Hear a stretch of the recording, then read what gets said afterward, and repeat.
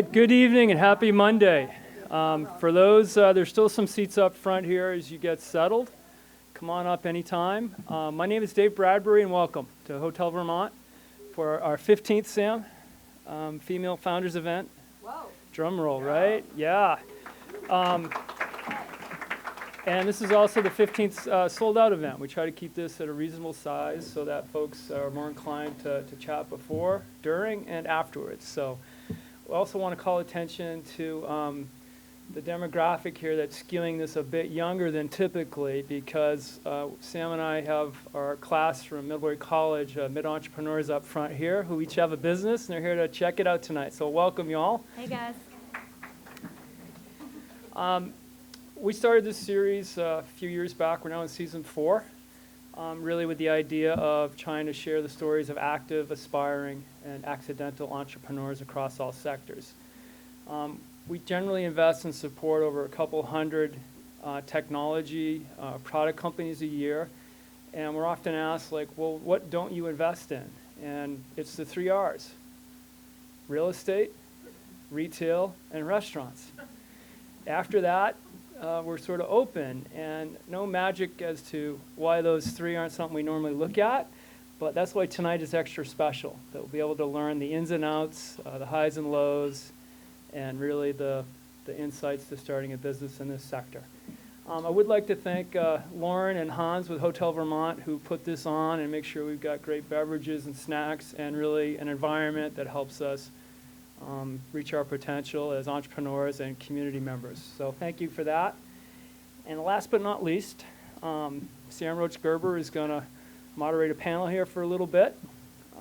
Please, during the course of the event, make yourself available to go up and get more snacks or drinks throughout.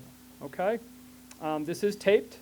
It's distributed through our media partner, which is here tonight as well. It goes into tens of thousands of households. Not just in Vermont, but really across New England, which was pretty neat, right? Sam, didn't you have a relative see this recently in Western Mass? Yeah, my 6th grade teacher watched me, so. All right, so again, I'm Dave Bradbury. Welcome, and thank you. And Sam, take it away, okay? Will do. Thanks, Dave. He's gunning for my job. He does better intros every time. I'm like, Dave, be cool. Come on. So I'm really excited to be here tonight. I'm Sam Roach-Gerber. I'm the Director of Innovation at VCET. We help people start and scale their businesses in the state of Vermont. And wow, yes. Sorry, I was very thirsty. You can thirsty. stay. Is there like a word if we need a refill? Chris. My boy. All right. I like you already, Chris. Yeah, and I'm a little under the weather, so that's why I have 90 liquids up here. Going for yours next. But it should be a fun night. So I don't know much about restaurants. I don't know much about how they operate or what you need to do to make them successful. I am a huge fan of restaurants. I go to them a lot. And so I think that makes me pretty qualified to be up here, obviously. One of the things that we try to do at VCET is sort of demystify the journey of entrepreneurship and talk about what makes it great and what makes it terrible and give people the opportunity to sort of see themselves in your shoes. And you guys have all done it. You're here. And so, first of all, just thank you for being vulnerable and being willing to share your stories. It's not always easy, especially when you run a restaurant. I mean, like literally getting you guys here, I was like, thank God it's a Monday because I think that's a good day, right? But I so appreciate it. I know it's really not easy to get time off for you guys. So please help me welcome my 3 amazing guests tonight. We have Jaclyn Major. She's the head chef at Butch Babe's. We have,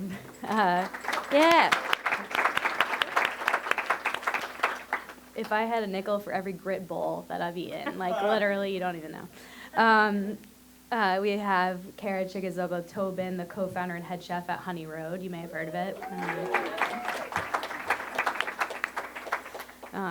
Again, those chicken wings just keep me up at night thinking about them. It's like, God. Why did I not eat dinner before? This was the worst idea.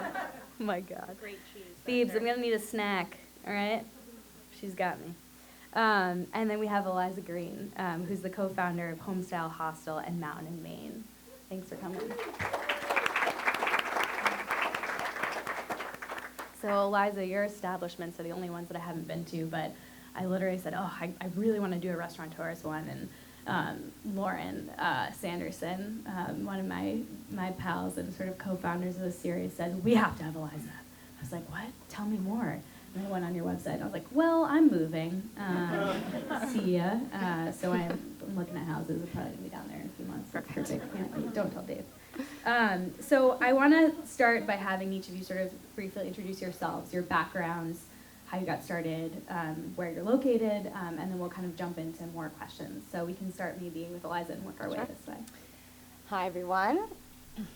I'm Eliza, and I am the co-founder of Homestyle Hostel in Main Mountain.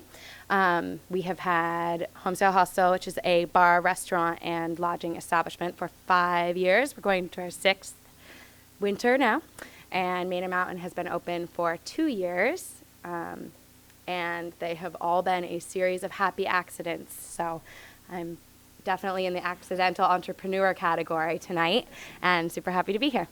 Where are they located? In Ludlow, Vermont, so southern Vermont. Yes. Super cool. I've been there. Okay. Cara. I'm the chef and co-owner of Honey Road. My other co-owner is here. She's over there, Allison Gibson. Honey Road is a Eastern Mediterranean small plates restaurant located here in downtown Burlington on historic Church Street. They really got it. Yeah, I got it down. You must also They do make all the you- radio ads. Yeah, well, they make you memorize that on Church Street. Like, it's part of the deal. So I started cooking when I was 17, accidentally. I just needed a job, and I walked into a restaurant, and I said, are you hiring? And the chef was standing there, and he said, can you cook? And I lied, and I said, yes. And he said, come back at 5, and that was 20 years ago. And I can't imagine doing anything else. And opening in Vermont was not like my original dream. I'm from California, so, but I love it here, and my husband's from here, and my in-laws live here, and we have kids, so things happen. But I love being here, and you know, I'm gonna keep talking. Please. Just, you know, like, I opened in Vermont, too, because I did live here a long time ago, and I loved the sense of community. And when you start learning about Middle Eastern food, you start to learn that so much of it is based in community. So opening in Vermont felt really natural, and I have an amazing staff, and I have an amazing business partner, and I can't imagine doing anything else than what I do. Hi, everyone's looking at me. Hi. You get used to it. Just don't let the light. Yeah, I'm like, is this really loud back there? Great. I'm Jaclyn Major. I'm the chef at Butch Babe's. I definitely didn't plan on ever ending up in Vermont. I ended up here by accident. But I would say that my road to cooking is pretty similar to Cara's. I needed a job when I was 14 and walked into a deli and lied and said that I would work really hard for them. And they were like, great. And I worked there every single day after school in high school and kind of, I don't know, got the bug for being busy. I really liked when it was busy. And I liked the way that it made me feel, and that when it was busy in the kitchen, everything else turned off. So anyway, I decided to go more into that. And I moved to New York when I was 18, and this like, screw you guys, I'm moving to New York. And I'm going to become a chef. And I did.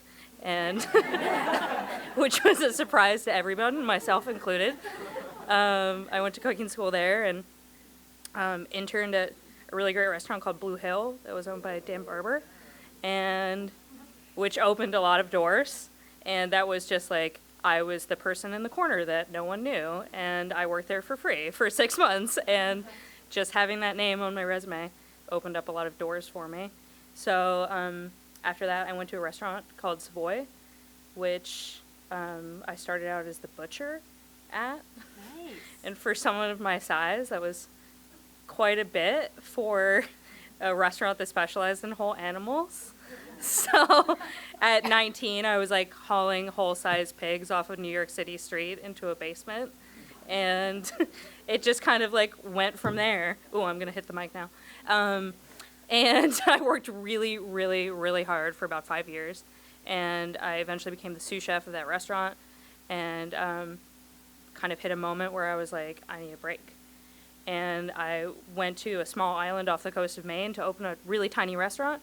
And instead met my husband, who's right there. And Chris with the water. And essentially, like, never went back to New York. And I never had a plan that I would never go back to New York. I kind of just was like, whoa, I'm going to be some fancy chef and live in New York for the rest of my life. But that's not really what happened. And we ended up here. And I walked into Butch and Babe's right after they opened and said, I like what you're doing. Can I join? I have a baby. And they were like, oh, okay. And I was like, I'm going to bring him to work with me. And they were like, what? And I was like, I'm going to bring him to work with me. It'll be great. And 5 years later, I'm the chef of the restaurant. And it's awesome. It all worked out. Man. And that's it. Okay, thank you all for coming. Yeah. More questions there. Yeah. But let's jump over to Eliza for a second, because I think it's really kind of fun that you're the only non-chef here, right? Yes. Yeah, so. Fun for me. Fun for you, yeah. And you describe yourself as an accidental entrepreneur. So why don't you talk to us a little bit about how you got started? Okay. So we started our business while we were traveling in South America. We backpacked for a year, and everywhere we stayed had amazing, well, we stayed at all hostels on couches and crazy places, and everywhere had a bar and restaurant. So our idea to bring home was the same thing. So we're from Ludlow, and we brought the idea back to our hometown of doing a lodging establishment with cocktails and eventually food, but neither Justin or I have a culinary background. So we just opened a cocktail bar. And of course the demand for food was there right away, because with good drinks, of course, everyone wants good food. So a year later, we hired Alyssa Prouty, our chef, who is in the audience back here. Chef extraordinaire back there. So really, it was a whirlwind. We had a commercial kitchen up to code for our guests to be using. So the restaurant started, and we sleep 30 people, and 30 people were coming into the kitchen with their shoes off, trying to get Alyssa to move over so they could cook their bag of chili or make a sandwich with bologna from their pockets. It was yeah. So we had to navigate a lot of those growing pains from not having a business plan to be a restaurant. And now we have this still kitchen that guests can use in the mornings from 4 a.m. till 10 a.m. And when Alyssa's not there, everything's fair game in the kitchen. But as soon as she arrives, we kind of kick guests out. But it is definitely a wild thing to be navigating in the restaurant business, the sharing of the kitchen. That also means that, brace yourselves, ladies, we have to clean our kitchen every night to be so perfect that guests can walk in barefoot in the morning. Open kitchen, yeah. Yeah, okay. Perfect. We lock our fridges, so don't worry, no one can touch anything. But yeah, we really have just come pretty far in 5 years. Since the restaurant started, we still do have lodging 7 days a week. So it's a balancing act for sure. Yeah, awesome. Yeah. Love that. So Jackie, one thing that you hit on that is one of our favorite topics here is just being a mom and, working and owning a restaurant or owning a business of any type really. And, having to show up, right? And it doesn't stop. So talk to us a little bit about, first of all, what that conversation was like when you walked in and said, hey, this is a deal. And, how that is reflected in sort of the culture of the restaurant as well. I think it's really a case-by-case basis.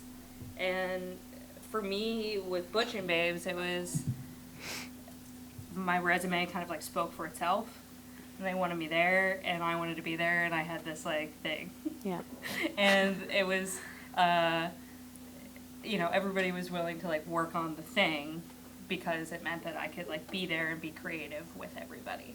So it was never really a thing at Butch and Babes, and my husband and I have certainly, I would say that that's more of a question of like the delegations that have happened between my husband and I, Right. Which are rather intense. He like definitely has to have like the straight-laced job that he gets the sick time and the health insurance and all that sort of stuff with, and when my son is sick, he's the one staying home, Yeah. which sucks for me. But it's kind of like the choices that you make to like be in it. Yeah. But it's also been great to, be in a business where I can just bring my kid there anytime I want to. Yeah. That's awesome. And he likes cooking. And it's a great, if you go to Butch and Babes, it's an awesome part of the atmosphere. Like, That your we have our kids. children Yeah, running around? totally. Great. Like, I'm glad that you no, guys like that. I mean, I can't speak for everyone, Yeah. but, Awesome. And then Cara, how about you? You said you're a mom as well. And you opened a restaurant being a mom. Yes. Tell us how that went. My first son was 1.5 when we opened. And I actually remember Doug Payne, the chef here, saying, "You're fucking crazy. Like, what is wrong with you?" And I was like, "What do you mean?" And it was, the first 3 months were probably the worst 3 months of my life. Just like pretty straight up. I mean, I'm not going to say I almost got divorced, but I almost got divorced. I mean, I'm like kind of joking. It's real. I've definitely real. screamed, I don't want to get divorced. Yeah, it's real. So it was really hard. That was really hard. And when I had my son, I was working for somebody else, and that was really hard. And so working for people and having children is not doable. But the experience that I had working for somebody else was not awesome, and it made me say to myself, I'm never doing that again. And when I have a restaurant, I'm never doing that to anybody else. And so as soon as, at that time, no one else in the restaurant had children, so it wasn't really an issue. People are starting to have children now. And I have since had my second child. He's 7 months old. I actually missed his 7-month birthday the other day because I didn't know what day it was. And but he's 7 months old. And now, I mean, I will be totally honest, I have a super flexible schedule right now. I don't have to be in the kitchen if I don't want to. I have designed it so that I have super flexibility. I pay people to run the kitchen for me in that capacity, so I don't make the money I would love to make, but the flexibility that I get is worth 10 times the money. No one gets into the restaurant industry to make money anyway, so it works out. But the culture that I wanted to build within the restaurant, saying like, I have built it so that I have flexibility. I want to make sure that other people have flexibility. I want to make sure that other people feel like they can have children in this industry, because up until now, this minute, still, people don't see the restaurant industry as someplace that they can have a family, because the hours are so bad. You have to work nights and weekends. It's so demanding. You're tired, whatever. It's also a male-dominated industry, and so men don't make it so that it's successful for women to have families. Not all men, but a lot of men. And so, being female restaurant owners, we have tried to create an environment that people feel taken care of. We have an amazing parental leave package, paid parental leave. Because that was super important to me. Like I said, I had a terrible experience and I wanted it to be different for other people. And if I have the flexibility to not be on the line every single night, I'm going to use as much of that time as I can to create an environment that everyone feels like they can also be supported. So a lot of my time is, it is menu planning. It is, I change the menu, I write recipes, I do all that stuff, but I also spend a lot of my time building the culture of the restaurant. So figuring out ways to make people feel supported, to make people feel like they can work, in a capacity that they can have families, they can do what they want to do, or if they don't want to have families, they still feel supported. Like, I'm not trying to say but anyway. So, did I answer the question? Yeah, you totally did. You nailed it. You did good.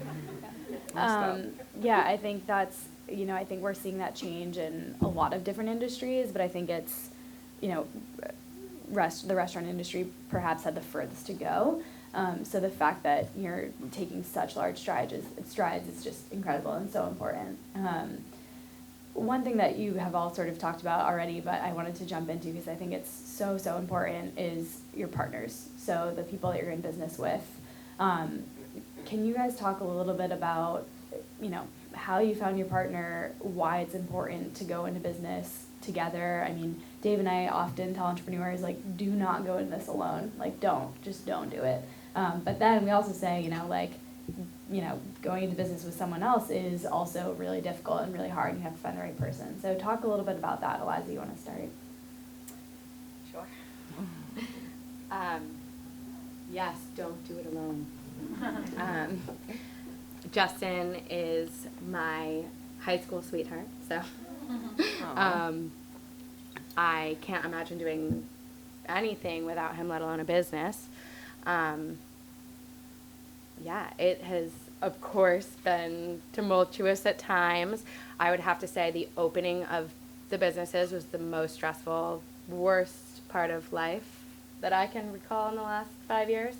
But that wasn't our area of expertise, so anyone looking to be opening a business, don't let that discourage you.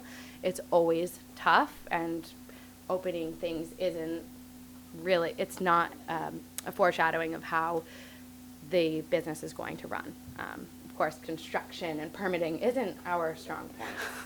It's hospitality. So for us, it was definitely a long road to get our businesses off the ground, but as soon as we were in the day-to-day, we were feeling good. We finally we're in our happy place, and don't give up during the beginning stages. And then, because neither of you had sort of restaurant experience, talk about finding the right chef. I mean, it sounds like you guys have a great partnership now. Yes. Yeah. So much luck. So much. Alyssa is an amazing friend of ours. She started out just frequenting our bar. And we just love her so much. And I can't imagine a partnership where we didn't have someone who was also a friend of ours. And the support that we all give each other is huge. The culture that you guys have built, I'm hoping that, we've done the same thing. We have a really tight-knit group of staff. Absolutely, in Southern Vermont, it is quality over quantity. There are not many bodies looking for jobs in the area. Our population is 1,800. So it is really a tight-knit staff. We work with the same people every day. There is not such thing as scheduling in our business. Everyone works every shift. We're open 4 nights a week. So that is how that is made possible. We don't really have enough staff to open more than that. But it's absolutely very important who you work with. Awesome. Cara, you want to talk about that a little bit? She's watching though, so do you want me to grab some tissues or anything? Or Allison, can you please step out of the room for a few minutes? Thank you. So even though I ended up, I knew that I wanted to open a restaurant in Vermont at some point, and I was working in Boston, and when we actually moved up here and we started the process, and by we, I mean my husband and I, he was never going to be in the restaurant though. Like, as much as we went back and forth, he's a neuroscientist, and so I was like, what are you going to do in the restaurant?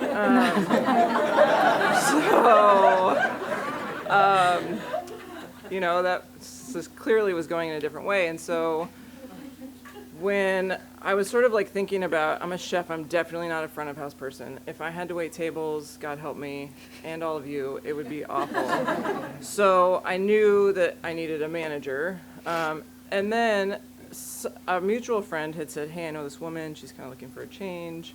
You should get in touch with her.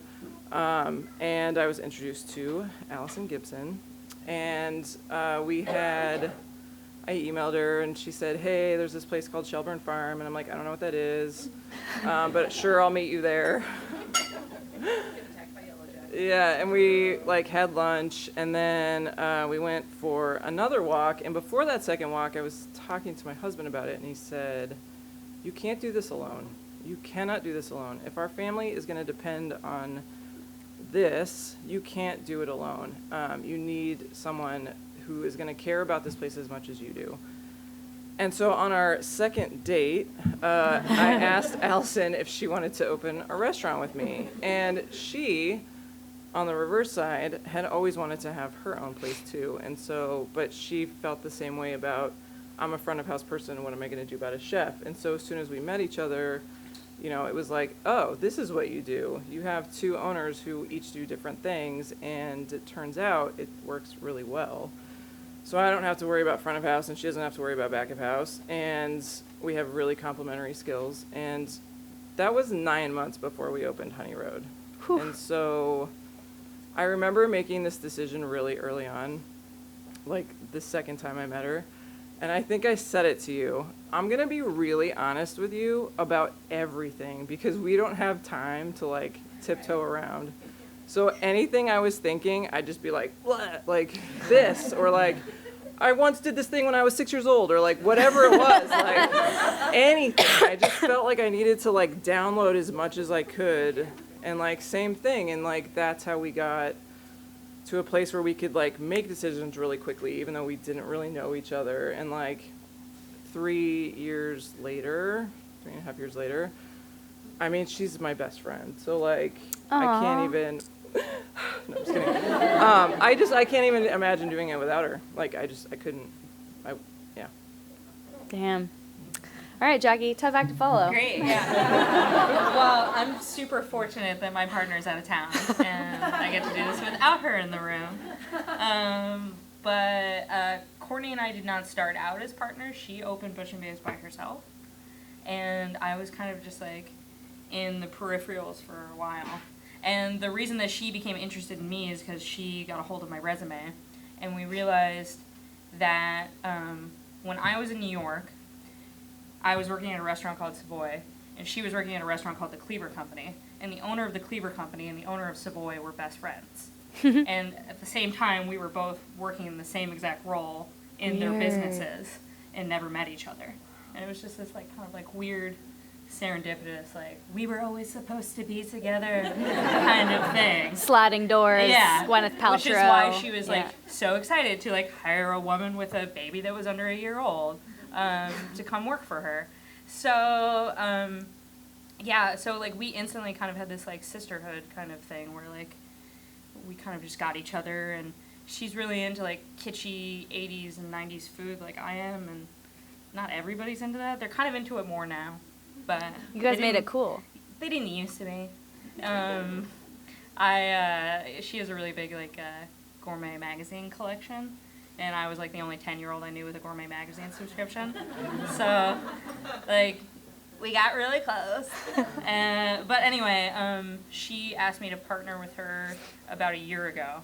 And it was the sort of thing where she asked me to, like, go out to lunch with her, which we never really do. And if we have lunch, it's like something we pick up and eat over a trash can. So anyway, she asked me to go out to lunch with her, and she ordered wine, and she was like, we're ordering wine. And I was like, what? I'm going back to work after this. Are you serious? So we ordered wine, and I was like, listen, I'm sorry I'm late on inventory. That's why you wanted to meet, right? And she was like, no. And I was like, the expense account report that I didn't submit for 3 months? And she was like, I think it's time. And I was like, it's time for what? And she was like, it's time for us to become partners. And I was like, you want to get married? And she was like, yes. And like, it's kind of been like this year, we've just been kind of like figuring out what that means. And it hasn't always been great. I mean, there's been a lot of it that's been super great, but there's been a lot of us like fighting with each other. We've never done that before. But like the fighting really like helped us get to the common ground we were looking for. And we took this small business course with Annette, right over there. And we like had this like, we went through 9 weeks of class before I looked at her and I was like, you know what, I think the problem this whole time is that I've been judging myself by what you're good at. And she was like, well, I've been doing that too. And like we just like had this like great like therapy moment. Nice. And like it's just been like a very like therapy intense year with us, and my relationship with her is very much with like my relationship with my actual life partner. I try to like bring in the same kind of themes there, and we trade husbands, and you know, not like that, but I'll ask her husband for advice, she'll ask my husband for advice, stuff like that. So it's been really good. Awesome. Love that. So I want to talk a little bit about starting, and maybe the like icky stuff of finance and how, 9 months sounds like a really insane amount. I've never opened a restaurant before, but that sounds like a really quick turnaround. And, Eliza, maybe just, starting somewhere really rural and not knowing if you're going to have staff and that kind of stuff. So, there's likely folks in our audience that want to open restaurants. So maybe you guys can talk a little bit about what to do and what don't do. What don't to do, don't do, don't. Sorry, I've been out of commission for 72 hours and now it's starting to show. Well, I would say there is not much that you shouldn't do if you have a strong vision for it. Our bankers looked at us like we were insane when we said we were selling $35 beds and $32 steaks. But it works. So, I mean, we had to do a business plan and ask, the bank for a small business loan, and we papered that file for 5 months and kept having to answer the same questions over and over, but we really stood strong and saw our vision through to get that small business loan, which we have now done 5 times for two establishments. So just keep with it. Any particular advice with working with bankers? My partner Justin was definitely the main man on the banking front. So, Cara. So get a good partner that knows their banking. So, yes. Great. I don't have a ton of great advice, except for anything he came back to me, I stood my ground. Said, well, tell him again. So you definitely had the harder job, it sounds like. Yes. Cara? Yeah, thoughts? We were really fortunate. Well, so we did 2 things. We did crowdfunding, which was a really weird experience, but also awesome. So it was awesome because we definitely developed this community following through the crowdfunding, because people were like excited that they had donated or invested or whatever you want to call it, and when they walked into the restaurant, it was really exciting for them. And then they kept coming back because we did this, like, if you give X amount of money, you get X amount of, like, house account, whatever. And so it sort of, like, made them come back, which was really good because you want people to keep coming back. But the weird part about it was that I actually had a lot of weirdness with other, like, friends of mine that also opened restaurants. And they were like, oh, I could never crowdfund. It's like asking for money. And I'm like, well, Yes. I was like, how, well...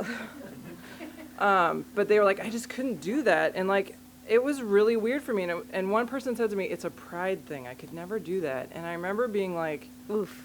It was really hard when she said that to me. And this was one of my very good friends. And I was like, I don't feel bad about it. I didn't make them give me money. And it did like make this really amazing experience. And so that was something I didn't expect.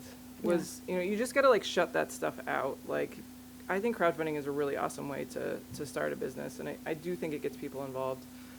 We also did have a private investor who helped us with the remaining balance. So, and we met a really amazing person who, yeah, we really lucked out. That's awesome. Yeah. So one thing I want to talk about is, you know, Cara and Jackie particularly, you've worked in restaurants all over the place. What is it like to serve Vermont? What makes it different? What makes it hard? What makes it fun? Me first. Yeah. From the chef perspective, like serving the guests, it's definitely more fun here. In New York, it's like, well, I mean, it's like, in New York, it's less hard because it's everything that you put out, there's someone that like thinks it's amazing. And like, there's some person out there that's just like talking about all these great things that you're doing. And it can make your head blow up really quick and can become a jerk really quick.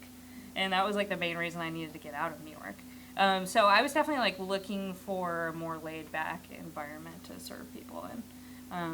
And that's been really fun. And I also like really interacting with people in the dining room. Yeah. And Vermonters seem to be by far the most fun to interact with in the dining room. Yeah. How about you, Cara? What do I love? I love, I think what I said earlier, like, I love the community aspect of it. I mean, it's a great place to raise a family, like, you know, all the things that people say. The thing that was really interesting for us when we opened was that no one knew what mahamra was. Even hummus to some people was very exotic. And so, like, those first days trying to get people to share everything. People are like, what do you mean I don't just order a salad and an entree? I'm like, just order many things and share. It actually was kind of a learning curve for people, and we spent a lot of time training. Like, our staff training is very, it's intense because you almost have to know something about Middle Eastern culture so that you can explain to people why people eat this way, why it works best. And then all the flavors, all the names of dishes that people don't know what they are. Like, we have a glossary on the menu because, you know, I don't want to not use the traditional words. Sometimes I don't. I'm building up to more of them, but we felt like we needed people to have, it didn't need to be like a, you know, Middle Eastern food 101 every time you come into Honey Road. You're supposed to have fun, but that was definitely interesting to me. And I remember walking through the dining room in the beginning and people being like, this works. It actually works. I'm sharing. I'm like, yes, you are. It's amazing. Yeah. And so that was really interesting. But the thing about Vermonters is that they do, they are interested. Vermont's kind of small, you know? It's like we're up here. My friends even in Boston are like, you're up in the tundra. And I'm like, it's really not that far. But, you know, I think like having something, people were really ready for something really interesting. And so it was really fun to open something really different and new and start teaching people some new stuff. So, Yeah. yeah. So you, Phoebe actually pointed out to me that you have been nominated for more James Beard Awards than the years you've been open, which is one of the more badass things I've ever heard. Yeah.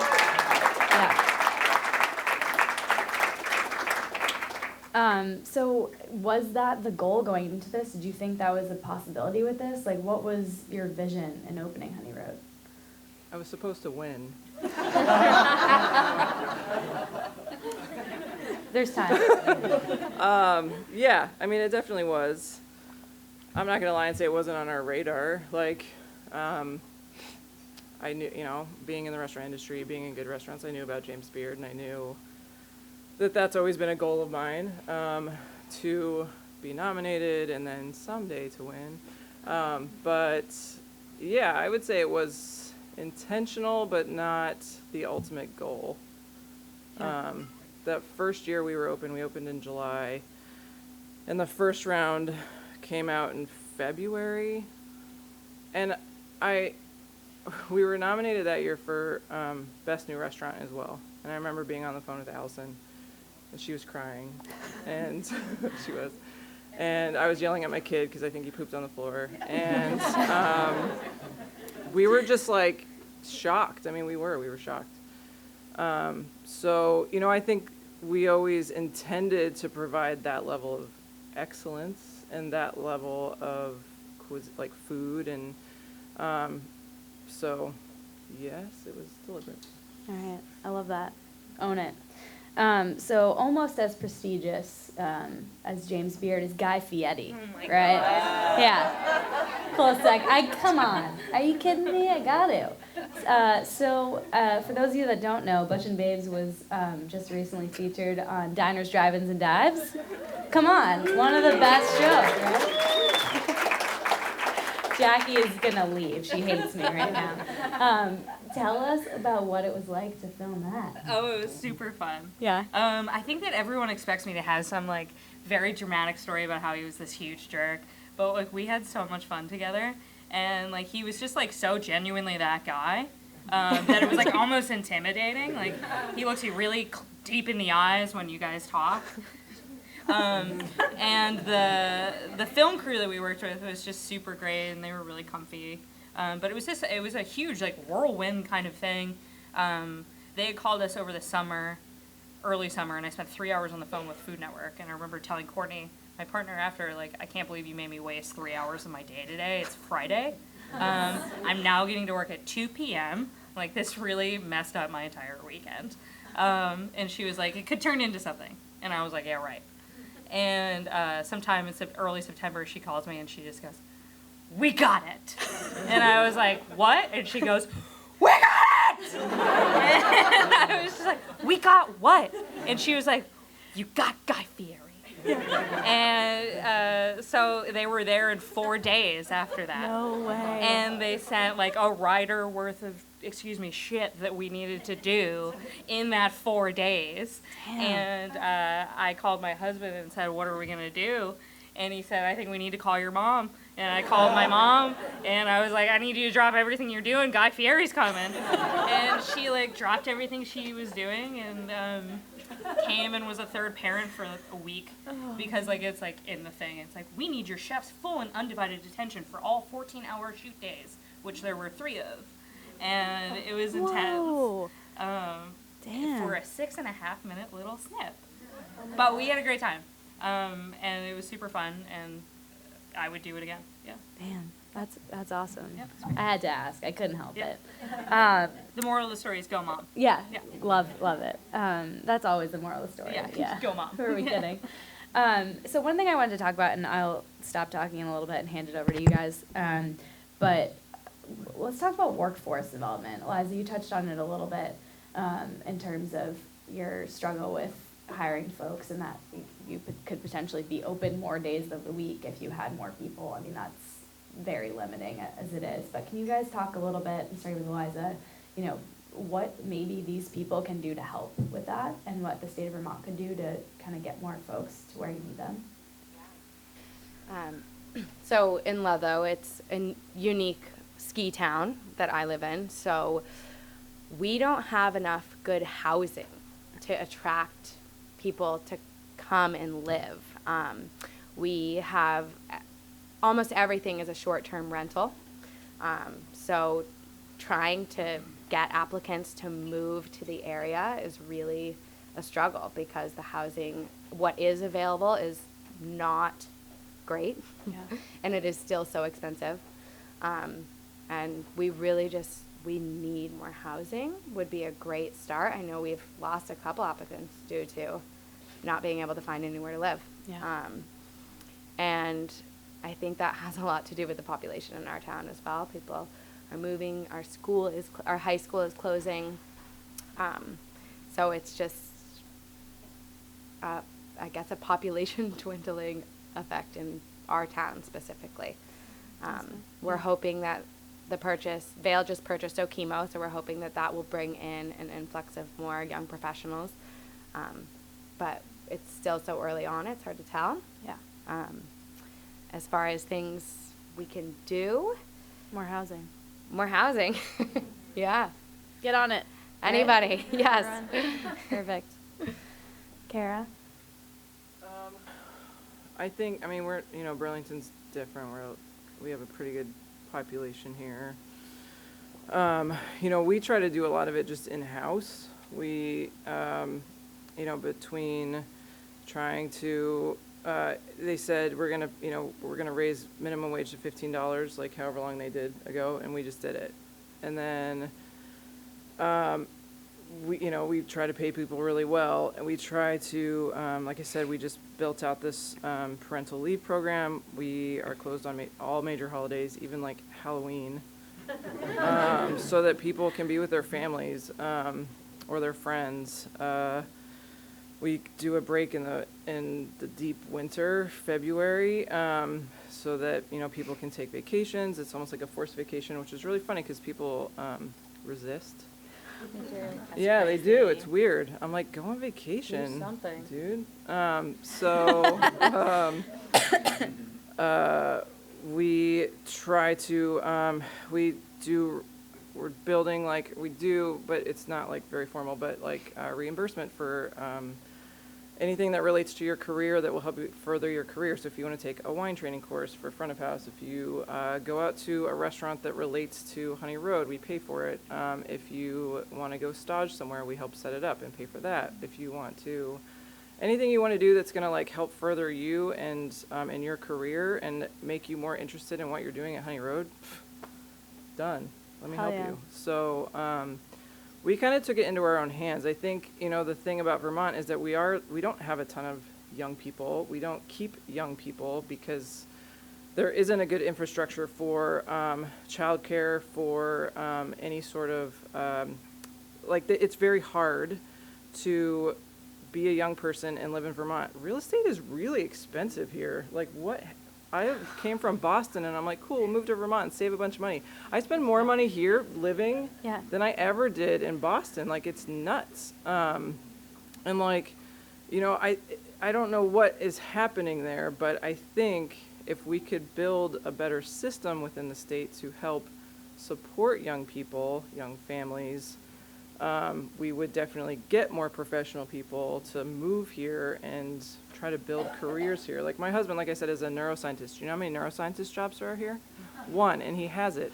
So it's not just the restaurant industry, it's all industries. So, yeah. Love it.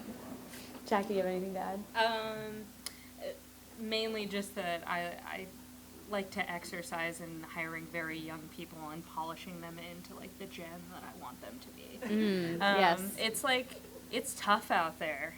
And I remember when I first took over as chef, just like going through just stacks and stacks of resumes and just being like, I don't want this person. And like finding two women in the stacks that were like both in college, and one had worked at Ben & Jerry's and one had worked at a bakery. And I was like, heavy lifting, got it. And I hired both of them, and that was 3 years ago, and they both started as dishwashers. One of them is now my sous chef, and the other one is like bartends 3 days a week and cooks 2 days a week.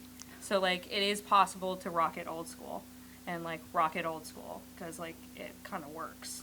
And just like stick with people, give them all the encouragement they need, because they'll stick around and hang out and create beautiful things with you. Feeling emotional. And I'm lucky to have them. They're lucky to have you. Yeah. Dave, can we go around the room here and get some questions for these folks? I think so. That actually is not going to amplify. That's just for recording. But. Questions? I'll do one.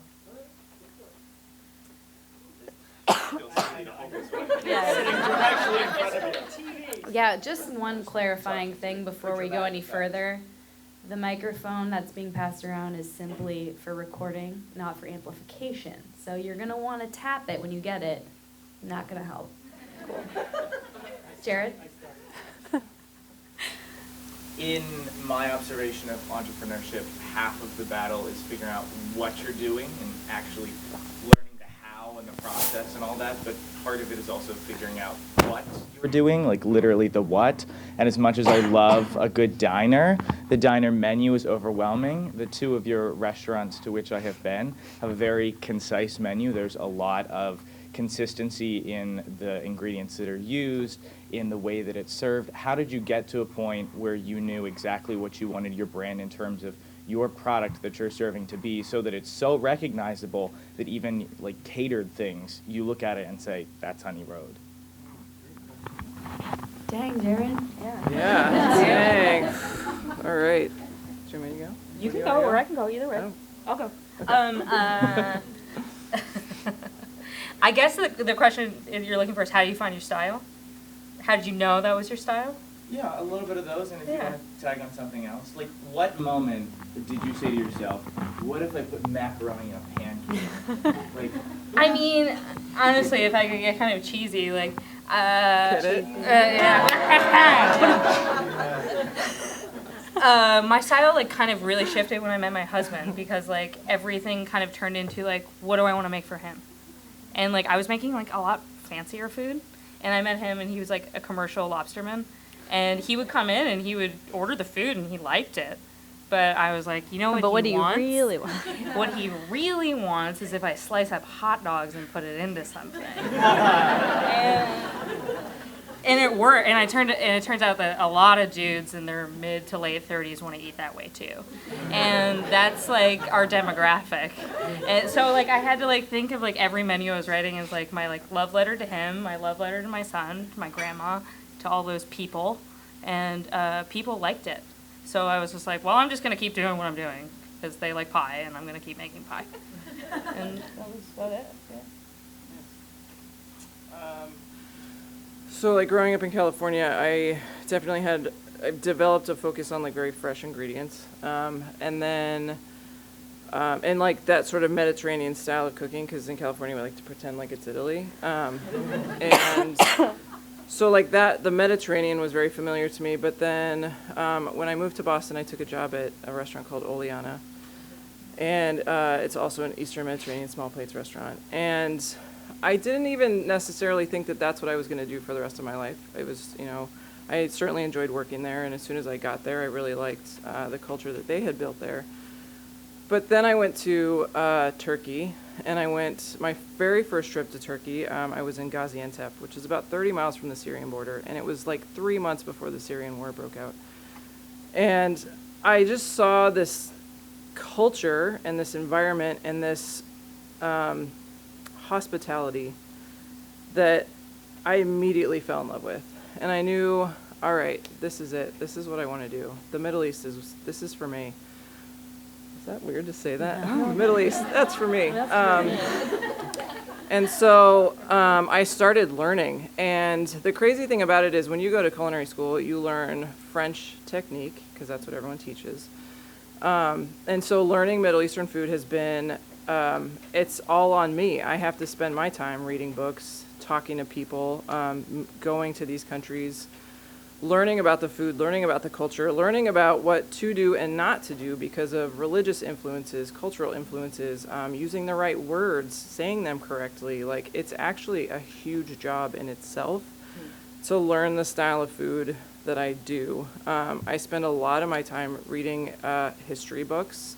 I spend a lot of my time talking to, Turkish women, Lebanese women, Greek women, who have been cooking this food for a long time, and asking them, but how did you do this? But wait, what do you put in next? But when you boil tahini and it breaks, then what do you do? Like, there's so many things that like you don't think of, because the way you're taught in culinary school is just so different. And so I definitely try to make. It's funny because people that come out of Oleana, I have a lot of friends who worked there and went on to open their own restaurants, and we all do things very differently. I really lean on tradition.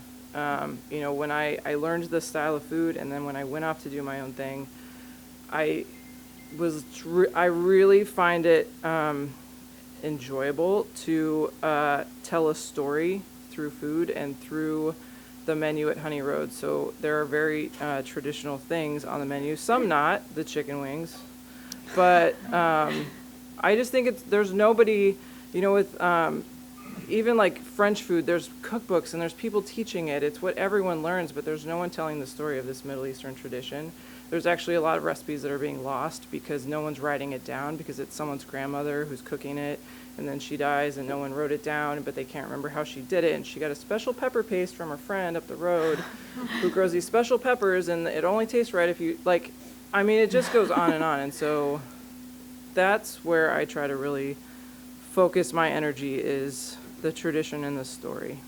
So, yeah. Bravo.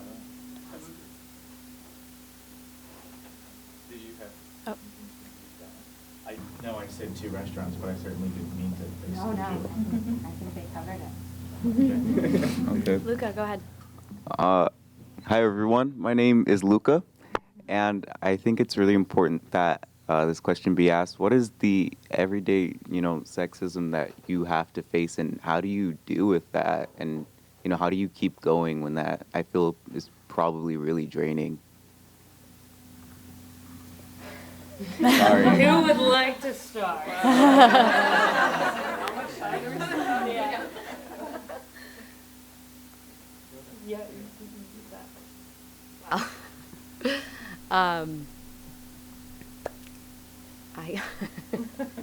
well, I get asked a lot, well, not a lot, but in any situation where there is any friction, to speak to my superior, and they're looking for a male. So that is just one of the everyday examples. Not every day, but it's frustrating. It's a hard thing to navigate in the restaurant industry when you're trying to.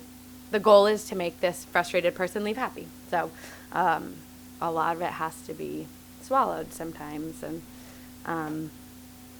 it's something we're navigating all the time. It's ever evolving. Luckily, we have a very female-driven staff, and I don't deal with it on a personal business platform ever. So it's mostly just guest relations where that comes in for me. Yeah, I agree. I mean, well, okay, no, I don't agree. I do agree. I do agree, but I don't agree. When we were opening the restaurant, we had a lot. That was intense. I didn't even realize, I didn't expect the amount of sexism that we encountered from, you're going to have no trouble getting permits because you clean up so nice, to comparing us to other men in town, to what are you going to do about your family? Who's going to take care of them? Are you going to have more kids? Whose business is that? No one would ask a man that if they were going to have more kids and what they were going to do about them. Things like that. And even now, my husband and I went to buy a house, and they talk to him like he owns Honey Road. And he goes, talk to my wife, and it's just, it's no one expects that someone's going to own a business, that a woman would walk into, and I don't walk in going, I own Honey Road, I walk in going hi. That would have been awesome if you did tonight. Yeah. So then they just assume that it's him, and that's annoying. And, I think we have an amazing clientele, and we don't see it a lot in the restaurant. We do have a very female-forward staff, and it's not intentional, but we just draw a lot of women. Same. And, the things I will say that have happened since we've opened, really nasty stuff. I hired a guy in the kitchen, and he said, yeah, my friends at the other restaurant were asking me if I was going to start getting my period working here, right? It's so intense, and it happens every day. Smart. Yeah, so you kind of have to, what I do in those situations, I try to have a really snarky comment back, but you can't let it bother you all the time. All you can do is keep moving forward and saying, I'm going to do what I'm going to do, and I'm not going to let anyone hold me back, and I'm not going to let those comments distract me from my goal. Because if you do, they're not going to stop for a long time. As many strides as we can make, it's just going to keep happening. So just keep going. Just live your dream. Totally. I would echo all of the same. stuff. I mean, it's just like we haven't had an issue within our staff. That seems to all be very respected. We just recently went from an pretty much all male kitchen to now an entirely female kitchen, save a couple of dishwashers. And I had a lot of women say to me back when it was all male kitchen, how does it feel telling those boys what to do? Which was kind of like, every time I wanted to look at them and be like, you're not helping. Yeah. You're not helping this.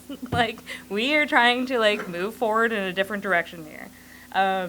But as far as the day-to-day, most of the time it falls in the realm of someone looking in our open kitchen and looking for whatever guy is there to say thank you to the point where they've thanked a dishwasher before. And I've been like, you're welcome.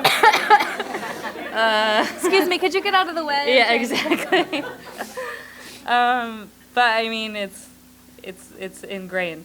It's deeply in there. We deal with it every day. It's just how it goes. Could you thank the chef? He was great. Yeah. So, don't ever assume. Yeah, exactly. And always correct. Yeah. Yes, always correct. We also have a color coding system in our restaurant as far as our guests are concerned, because we got a lot of grabby guests. I don't know about you guys, but like we like to have we call it a yellow, and orange, or a red. And if we have if we have a yellow in the house, that Yellow basically card. means like the manager knows that we got to creep at table 3. And then if it turns into an orange, the manager deals with that table, which is basically if they touch you, they say something gross to you. And if it's a red, it means they get the hell out of there. So we've had a lot of servers just be like, thank you so much for doing that. And we're kind of just like, we don't want people being gross to people. We didn't know we were like changing the system. Yeah. You know, just like trying to have everybody be nice to each other. So, yeah. That's awesome. Yeah. Love that. Oh, yes. Hello. Hi, I'm Suzanne. Thank you for all being here. I'm nervous, so if you can't hear me underneath my stutter. We can't even see you, so it's fine. Okay, cool. Sweet. Yeah. So I've been in the industry since I was a kid. I was trying to save a cat when I was 12, so I became a dishwasher back when they didn't care about child labor laws and stuff like that. And so then, moved up and became hostess waitress and moved from California to Vermont, just like y'all, and which is nuts. But so, when I was little, I wanted nothing to do with children. And my mom said, oh, just have your own. You're going to love them. And thank God I never listened. I still have 4-leggeds. But I'm wondering if, right now I'm front of house managing a really big place. And you talked about culture. And I'm just really interested in hearing more about establishing a culture where, your employees do want to stay. And you definitely alluded to, all the things that you're doing. But at this new place, the culture is it's not healthy, it's not safe, and part of me being hired was they wanted me to help change this culture. It's a big restaurant, 200 seats in Williston, which is very different than Burlington, and so I'm hearing my mom, oh, wait till you have your own, it's going to be so much better, like you're gonna, and so I'm wondering, is that true? Is the challenges that you had and the frustrations you had of working for someone else, do the rewards and the gifts of being an entrepreneur, doing it yourself, creating your own culture, is that easier than, and in other words, this right now I feel like I'm being sort of dragged over pavement. And someone said, just wait, you're on the right path, and when you get to do it yourself and it's yours, it is different. And so I'm just wondering what you could say about that. I mean, it is different because you get to build it from the ground up, for sure. But I still think that you can change a culture within a restaurant. It's going to take a really, really long time. And there may be some big event that happens that kind of inspires that change. Or it's just every day, being vigilant every day and pointing out when things are said that are not right, pointing out when people are acting in a way that isn't right, reprimanding these people, and if necessary, firing these people, and bringing in people that do respect each other and whatnot. I think it's definitely possible, but it's not a change that I feel like, especially in a large restaurant, which it sounds like you're in, would maybe happen overnight. It's taken us a long time to even get to this place in the industry where people are even like thinking about it or talking about it. So I would say don't give up and just keep trying to correct situations as you see them. But with that being said, it is easier to build it from the ground up. I would echo the exact same thing. It's going to take at least a year. And it pains me to tell you that. Yeah. Hi, Yeko Zeki. I'm the market director for the Burlington Farmers Market, and I'm also the co-founder of Vermont Womenpreneurs. And I have twofold questions. The first one being, respect to your cuisines, how much do you source locally in your region, and how often do you get kind of asked in more of the Portlandia way of where is the source of your food? And then the second question being from our womenpreneur side, we always ask people kind of, what is your aspiration once you've pushed the barriers, what your perceived barriers are, what is the aspiration you have for your business? Who wants to start? You. Start? Yeah, start? I'm calling on you. I don't know. Can you start? I'm sorry. So the first question, all of our protein, so our lamb, our chicken, all of our dairy, all of our like cheese, that includes cheese, milk, butter, is local. The vegetables are all local, more so when it's the growing season in Vermont, which is like 3 weeks. And then, but even in the summertime, like I build the menu around beets and carrots and potatoes and whatever's left over for the whole winter. The things that I don't get locally, all the specialty products. We don't make pomegranate molasses in Vermont. And so things like that, but I would say like all the perishable items in that way are local, and the way we put it right on the menu, all the farms that we work with, because we work with a lot of awesome people. So that's that question. What are my aspirations for beyond?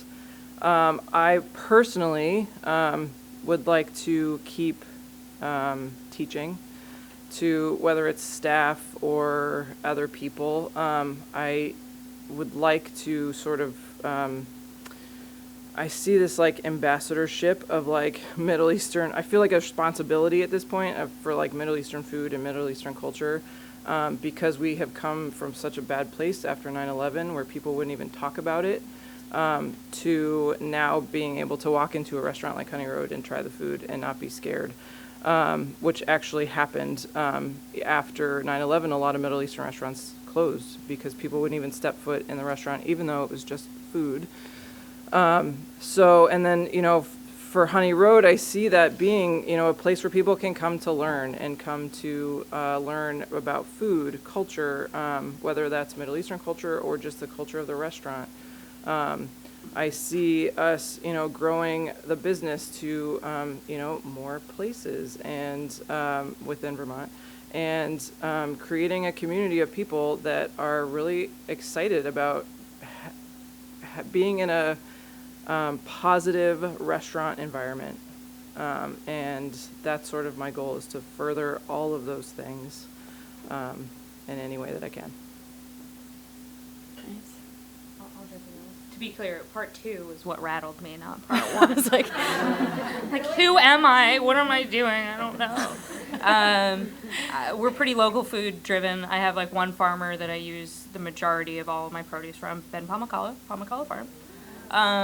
And like he's my guy. I would say that he's like my farm partner at this point. Like we have a meeting each April on like what I want, and basically he dictates what I get throughout the course of the year.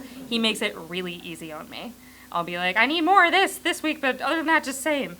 And he does this thing called the mystery box for me, where I'll be like, I have $50 left in my budget. Give me whatever you want, and that's really fun. As far as our meat goes, we use La Platte River beef, Mackenzie products for our hot dogs. Our chicken is not local. We get it from a family farm co-op in the Delaware area. Just for, that's a whole different question for a different time. I could get into a lot of smoke and mirrors conversation here.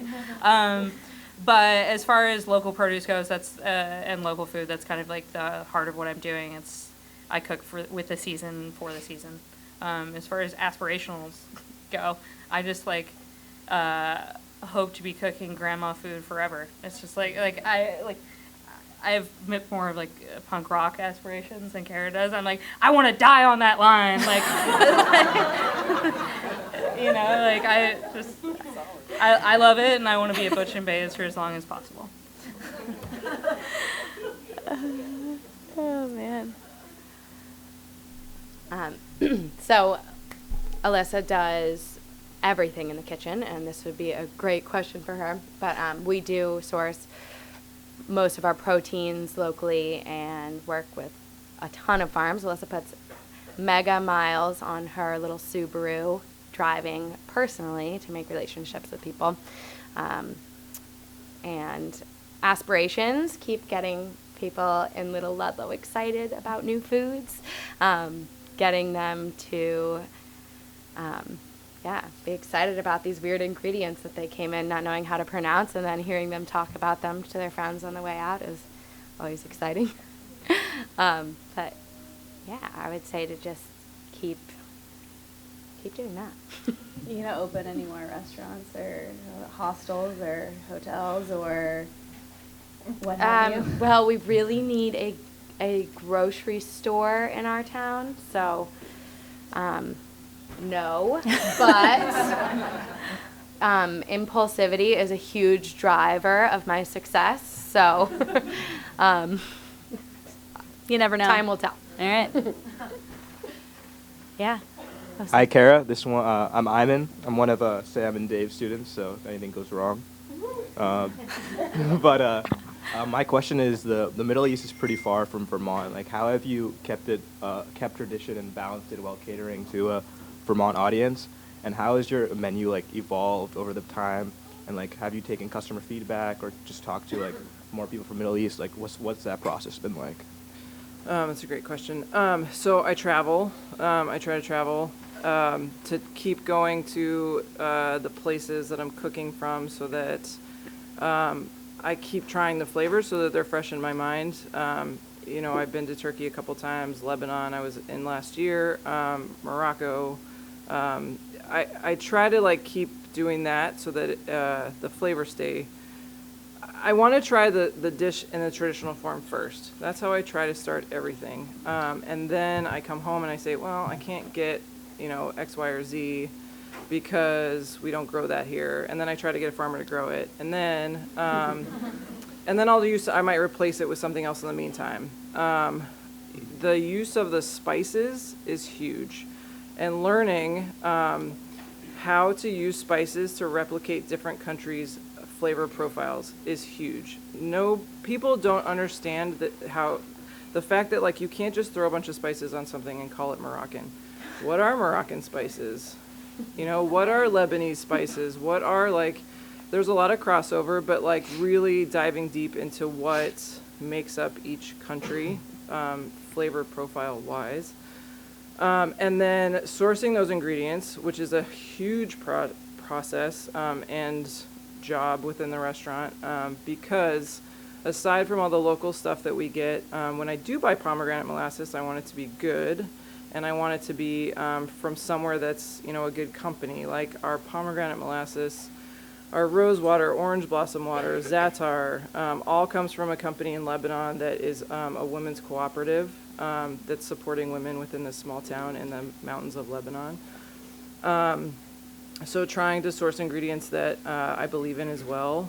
But it's a big job. I mean, so for instance, Egyptian food has eluded me for years. Whenever I teach at Boston University, I teach Middle Eastern food and other food studies. But whenever we would look at the Mediterranean and they'd go, what about Egypt? And I'd go,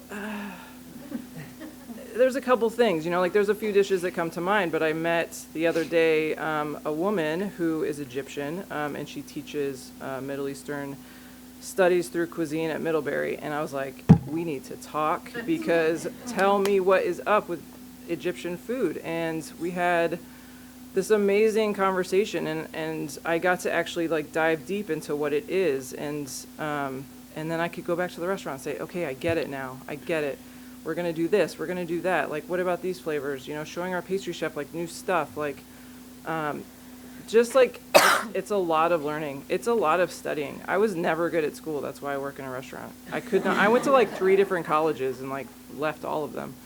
But this level of studying, sometimes I feel like I'm taking some like crazy like history course that like I never intended to take, and it's almost like a nightmare sometimes. But like, but it's a lot. Like, I don't think people realize when something is not accessible like that, you have to really go out of your way to seek it out and learn about it. So, yeah. Well, it's paying off, FYI. Yeah. Awesome. Yeah, one more. Hi, I'm Jessica. I work for Mamava, so kind of a dotted line in the food business where we provide a space for moms to provide food for their babies. Real softball question, and it's kind of more self-serving, but I'm really interested to know what's a Tuesday night meal at home look like for you? Since you're both moms and even, yeah, Well, you should for you, say yeah. a husband in the Oh, yeah. Well. her husband Side in the note. restaurant. But just interested, and my recipe roster is lacking, so. I don't make a lot of the same things twice at home. These guys like tacos all the time, so like I feel like I'm making tacos constantly. I got really nervous about this last night and got up and made chili at 2 a.m. So we have chili right now, and other things, not just this. I'm like really like serious, Yeah. Do you have a secret ingredient for chili? My kids, cover his ears. Sweet potatoes. Yeah.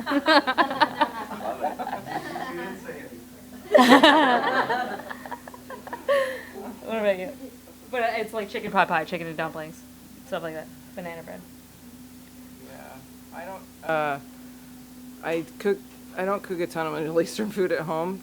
There's like a couple dishes that I make that my family requests, but we do. My husband is like, first of all, he's like this big around, and he eats like, I'm really just trying to feed an army when I'm at home. I make food at home like we make family meal, like it's all on one tray. It's like whatever was in the fridge. Totally. Our staple, our go-to, this is so boring, but it's like rice, crispy broccoli is what I call it, and salmon or chicken. That's it. Like, that's it. But my kid eats it, and so, like, that's what we make. Yeah, totally. Keeping it simple. Yeah. Yep. Yeah.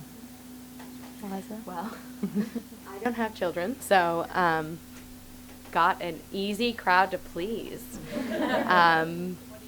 Yeah, go-tos would definitely be an everything in the fridge salad. Hot, cold, you name it. If it's in the fridge, it's going in the bowl. But a little harder with kids on that one. I thought you were going to say an everything bagel, and I was like, no. No, that's for breakfast. Okay, perfect. Yeah. I love it, love it.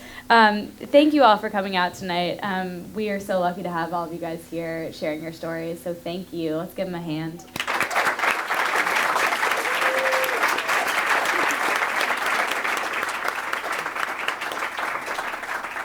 Thank you to my team, to Dave, Phoebe, Lauren, Hans, Hotel Vermont for supporting these events, and thank you all for coming out, and please feel free to grab another drink, hang out, and chat, but thanks for coming and drive safe.